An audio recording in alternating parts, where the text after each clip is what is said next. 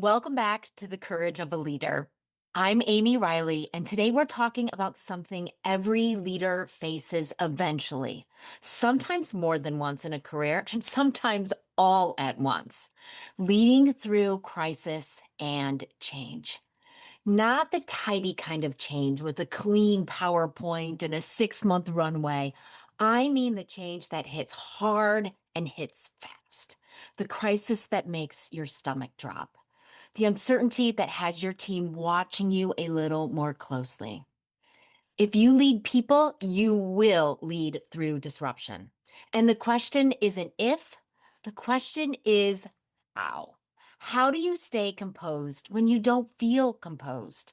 How do you inspire people when you're also trying to steady yourself? How do you make decisive calls without perfect information? That's what we're going to talk about today. So let's get into it. Here's the first truth: crisis doesn't create leaders, it reveals them. When things get shaky, what you are committed to shows up fast. In my book, The Courage of a Leader: How to Inspire, Engage, and Get Extraordinary Results, I talk about the power of a leadership legacy. A purpose that's bigger than your mood, your ego, or the noise around you. Your legacy is the commitment that keeps you steady when everything else is moving. A leadership legacy is an aspiration about how you want to be known or what you want to create. When the environment gets turbulent, your leadership legacy helps you stay the course in spite of the turmoil around you or the turmoil inside of you. So, if you're in crisis or change right now, and likely you are, here's your first leadership move: name your bigger commitment. What are you here to protect? What future are you refusing to sacrifice for short term comfort? What legacy are you building through this mess? Let me make that super practical. Here are a few examples of what those answers might sound like. I'm here to protect our people and our culture. Translation: even if we have to cut costs, restructure, or pivot, we will do it in a way that preserves people's dignity, that preserves transparency and trust. Could sound like I'm here to protect the customer experience. Translation: we're not going to rush a half baked solution just to calm the anxiety of the moment. Quality and long term reputation will win. I'm here to protect our mission. Translation: we might change how we serve, but we won't drift from why we exist. I'm here to build leaders, not dependents. Translation: I will involve the team in hard decisions, even when it's tempting to control everything myself. I'm here to model courage and clarity. Translation: I won't pretend this is easy and I won't catastrophize. Right? I'll tell the truth and take the next right step. When your commitment is clear, your composure gets easier because you have a North Star, even when the map is on fire. Let's talk next about composure. We have been sold a myth that great leaders stay calm because they feel calm. Nope, that is simply not true. Great leaders stay composed because they know how to work with their emotions, not pretend that they don't have them. In The Courage of a Leader, I lay out resilience as a practice, not a personality trait. You build it mentally, emotionally, and through day to day habits. One core practice is having an empowering perspective, not Pollyanna, not denial, but an encouraging view that's grounded in reality and possibility. So here's the move in a crisis: acknowledge what's real, what's not working, what feels scary, what's at stake, because what you resist persists. So take a look at it and do a full mind sweep. Get the swirl out of your head and onto paper.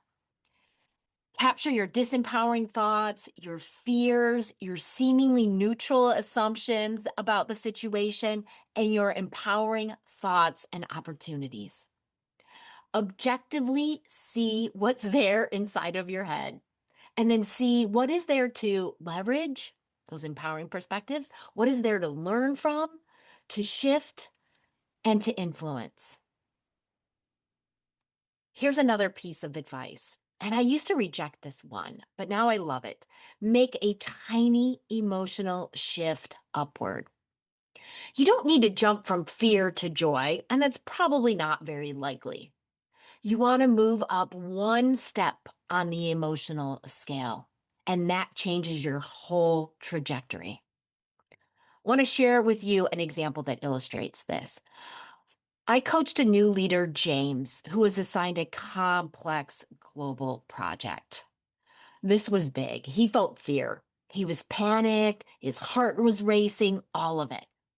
We named the fear and then intentionally shifted one step up to overwhelm. I asked him, could you feel overwhelmed instead of afraid? And he could.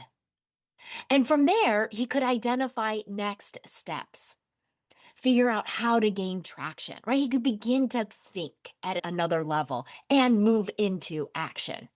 A tiny emotional shift changed everything for him. Remember, composure isn't the absence of fear. Composure is fear plus leadership. It's you saying, I see what's happening, I feel it, and I'm still choosing my next best move. That's what your team needs most. When people feel unstable, they look for two things. Can I trust you? Are we going somewhere meaningful? So let's start with trust. In my book, I offer a trust equation that's simple and powerful. Trust equals credibility times connection times commitment times customer focus plus creation. We'll put that formula into the show notes for you. So during a crisis, you don't build trust with hype.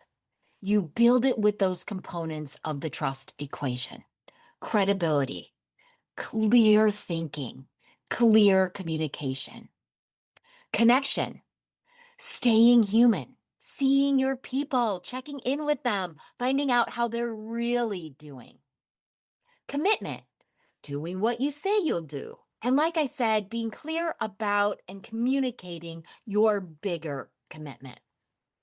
And then customer focus plus co creation really boils down to acting like partners, not being transactional.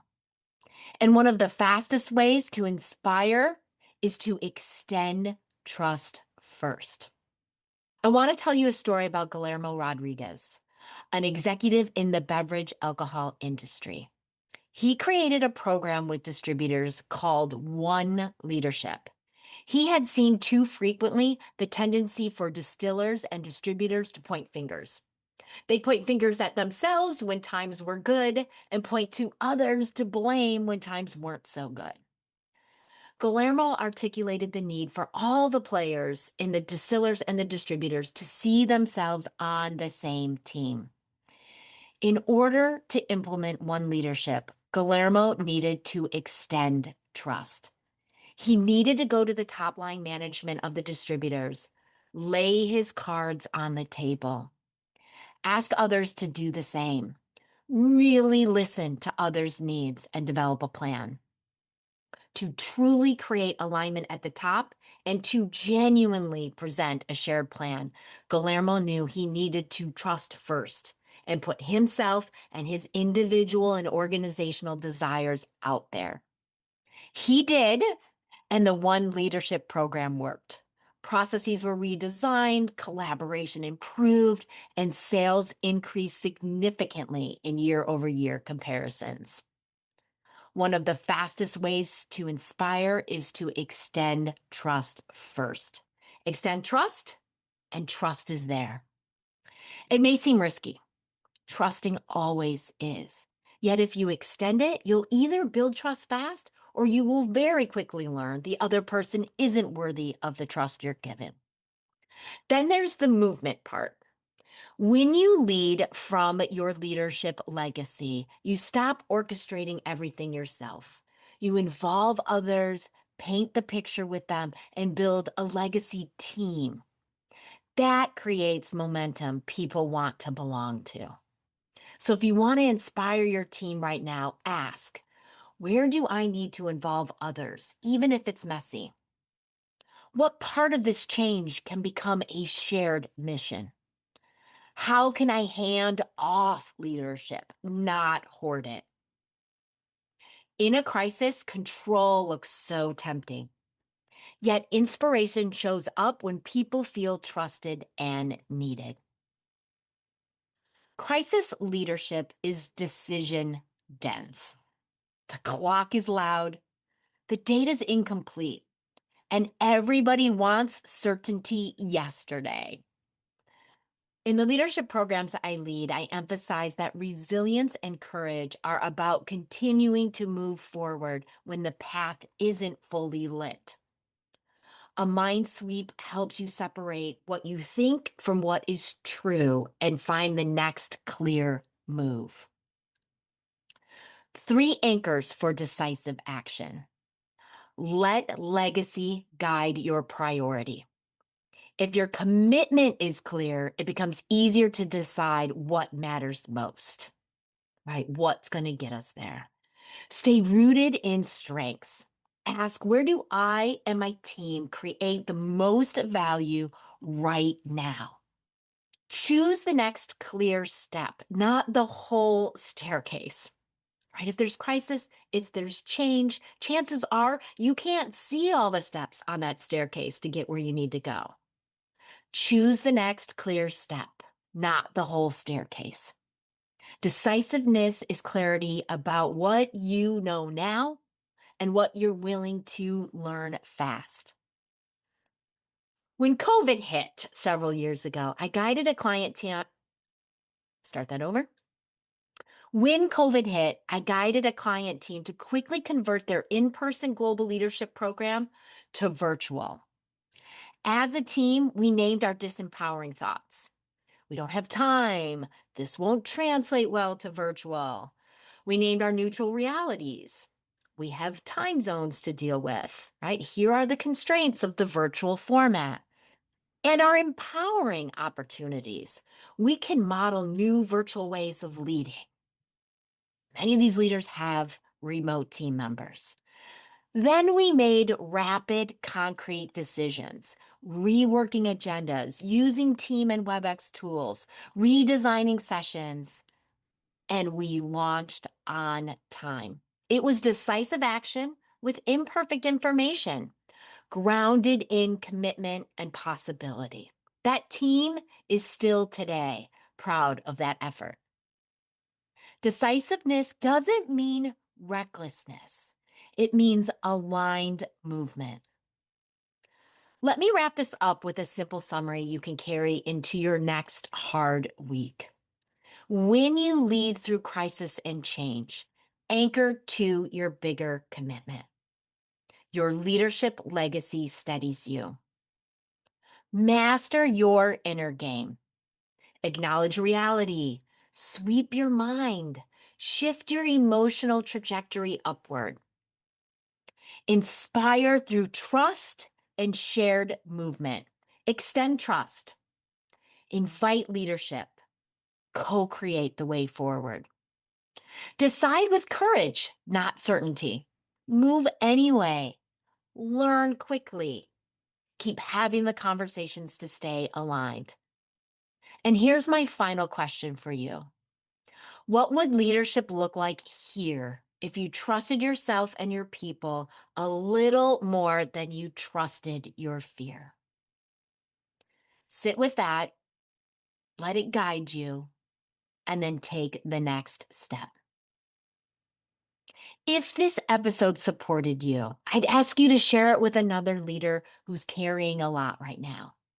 And if you want more structure around leadership legacy, resilience, and courageous leadership, you can grab the Courage of a Leader book. Check it out in the resources linked in the show notes. You've got this. Show your team, your customers, your stakeholders that you've got the courage of a leader.